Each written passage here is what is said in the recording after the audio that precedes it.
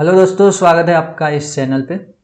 अगर आप एक आयुर्वेदिक प्रैक्टिशनर हैं तो आपको विध कर्म और अग्नि कर्म के जो एग्जैक्ट पॉइंट है उसका पता होना बहुत ज़रूरी है कि आखिर किस साइड पे करें तो हमें एक्चुअल में रिजल्ट मिलेगा। तो इस वीडियो में हम ईएनटी डिजीज के लिए विध कर्म और अग्नि कर्म के पॉइंट्स को जानेंगे। तो जैसा कि हम जानते हैं, अगर इंस्टेंट पेन मैनेजमेंट करना हो, अगर रोगी बहुत ही ज़्यादा तीव्र वेदना के साथ आता है, बहुत ही ज़्यादा पेन होता है उसको, तो उसमें सबसे ज़्यादा जो हेल्पफुल होते हैं वो होते हैं विध कर्म और अग्नि कर्म। ये दोनों पेन मैनेजमेंट में काफ़ी हेल्पफुल होते हैं। इसके अलावा डिफरेंट डिजीज कंडीशंस को सही करने में भी, उसकी चिकित्सा में भी काफ़ी हेल्पफुल होते हैं। तो वैसे तो हम आगे देखेंगे, जैसे विधकर्मा है तो इनफर्टिलिटी के केसेस में, हेयर फॉल के केसेस में, डिफरेंट तरह के जो शरीर में वेदना उत्पन्न होते हैं, पेन होते हैं, उसके मैनेजमेंट में काफ़ी यूजफुल होता है। तो चलिए देखते हैं। सबसे पहले हम देखें तो विधकर्म कौन से इंस्ट्रूमेंट से करते हैं। तो सिंपल है, हम नीडल से प्रिक करते हैं। तो कितने नंबर की नीडल लेते हैं? तो 26 नंबर की नीडल विद हाफ लेंथ को यूज करते हैं।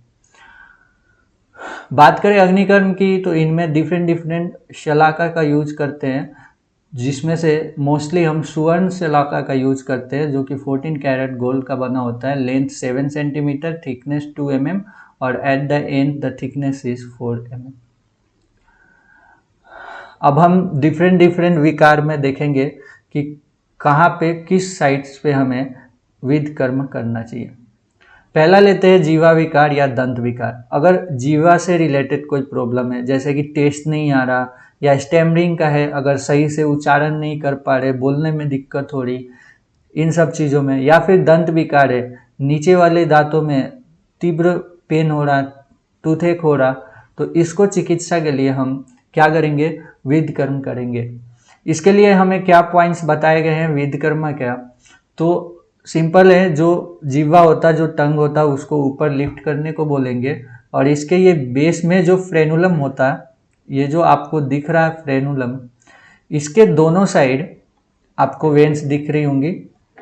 तो इसके दोनों साइड्स, फ्रेनुलम और वेन्स के बीच में हम विध कर्म करते हैं, हम नीडल से प्रिक करते हैं। ठीक है, तो ये साइड्स आपको ध्यान रहना चाहिए और ये बहुत हेल्पफुल होता है। जीवा और दांत से रिलेटेड अगर कोई प्रॉब्लम है तो उसकी चिकित्सा करने में बहुत ही ज़्यादा हेल्पफुल होता है।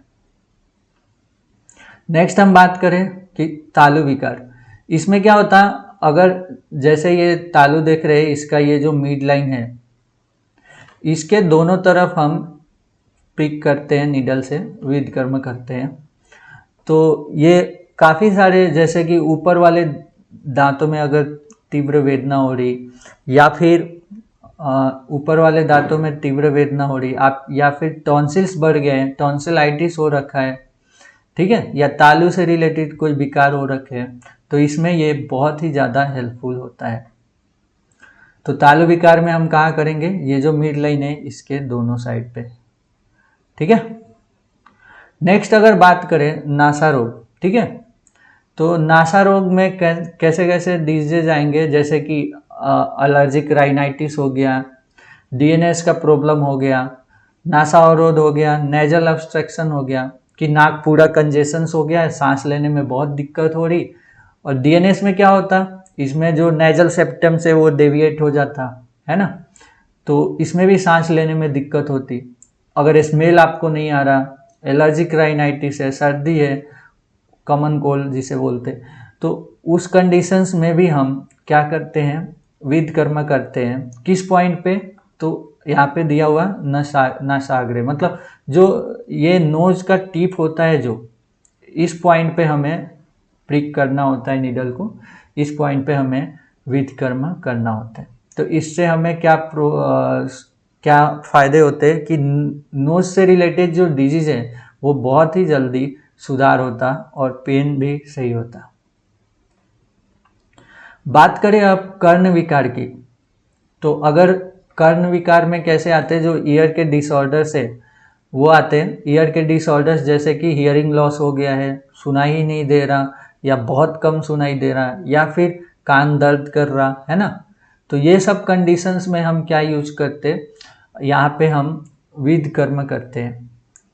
विध कर्म कौन से पॉइंट पे करते हैं, तो विध कर्म करने के लिए जो विधुर मर्म होता है उससे क्या 1 अंगुल की दूरी पे हम जहाँ से हेयर लाइन स्टार्ट होती के शांत इस जगह को बोलते हैं, यहाँ पे हम क्या करते विध कर्म करते हैं। और ये काफ़ी हेल्पफुल होता है। जैसा कि आप देख सकते हैं कि कुछ बच्चे या कुछ लोगों को जिनको कॉक्लियर इम्प्लांट करने को बोला जाता है, उनमें भी अगर ये विध कर्म कुछ दिनों तक करें तो बहुत हेल्पफुल होता है। अगर सिर्फ पेन है तो उसका तो इंस्टेंट मैनेजमेंट हो जाता है, लेकिन अगर हियरिंग लॉस है या फिर तो उसमें थोड़ा ज़्यादा दिन तक विध कर्म करना पड़ता है।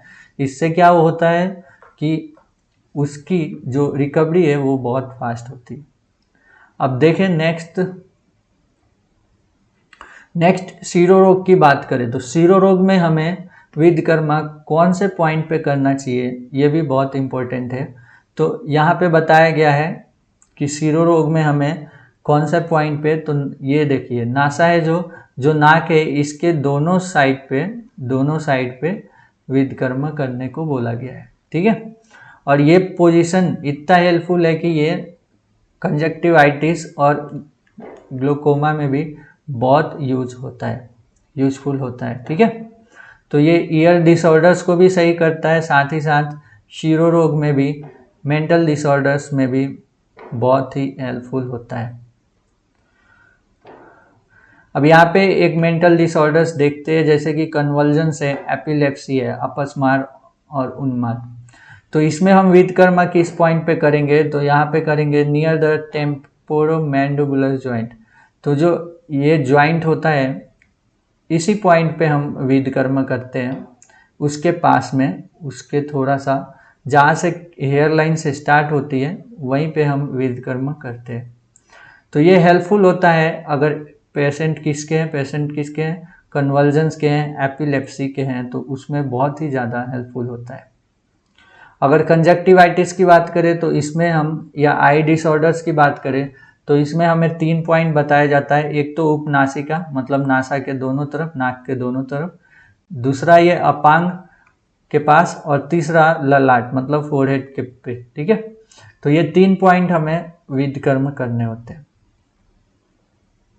तो आज हमने देखा इस वीडियो में जो ईएनटी डिजीजेज होते हैं उनके साइट्स क्या होते हैं विध कर्म के, उसके पोजीशंस क्या होते हैं विध कर्म और अग्नि कर्म के, इसको हमने डिस्कस किया। नेक्स्ट वीडियो में और भी ज़्यादा डिजीजेज के बारे में डिस्कस करेंगे, जैसे साइटिका में कहाँ पे विध कर्म करें, वैसे ही टेनिस एल्बो में कहाँ पे करें, सर्वाइकल जो पेन होता है उसमें कहाँ पे विध कर्म करें, इन सभी चीज़ों को हम डिस्कस करेंगे।